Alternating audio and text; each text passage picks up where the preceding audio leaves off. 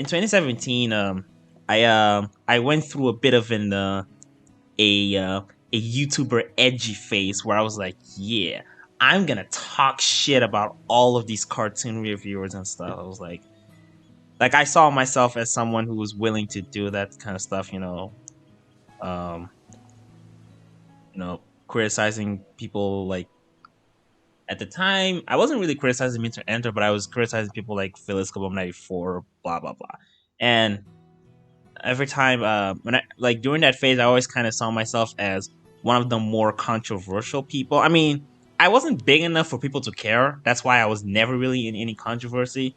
But I always saw myself as someone who, if I were like a noticeable figure, I probably would be controversial because I kind of saw myself as someone like Digine, previously Digibro, who every now and then would get into drama with other, not even really that much drama, but she's always been like pretty open about her opinions on YouTube channels, and sometimes that would lead to a bunch of drama.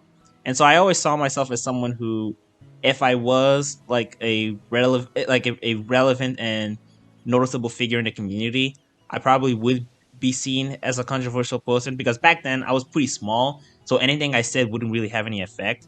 But I kind of saw myself as that. But eventually, I realized that I'm not actually that controversial or that contentious because I follow people on Twitter that are way more controversial and contentious than I am.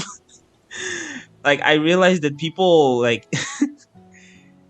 are very prone to getting into weird dramas on Twitter that I do not see myself ever getting into that.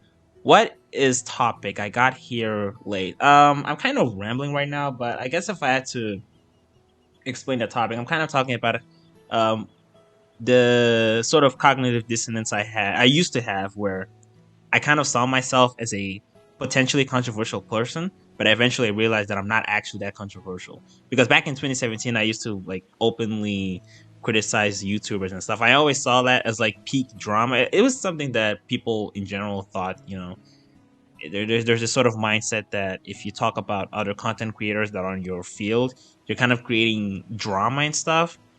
And since I was very open about how I dislike people like Velisca Bum 94, stuff with Scoutfly, blah blah blah.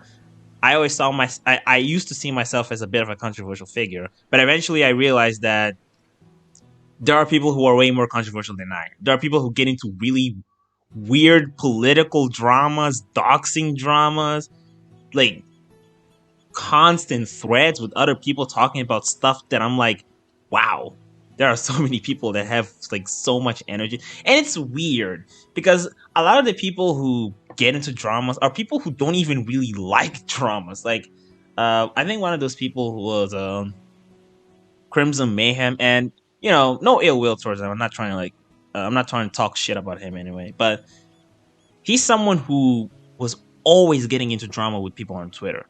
And as far as I know, he hates drama. He doesn't want anything to do with drama, but he was always caught up in it. And I think this was largely because, hang on, what is this?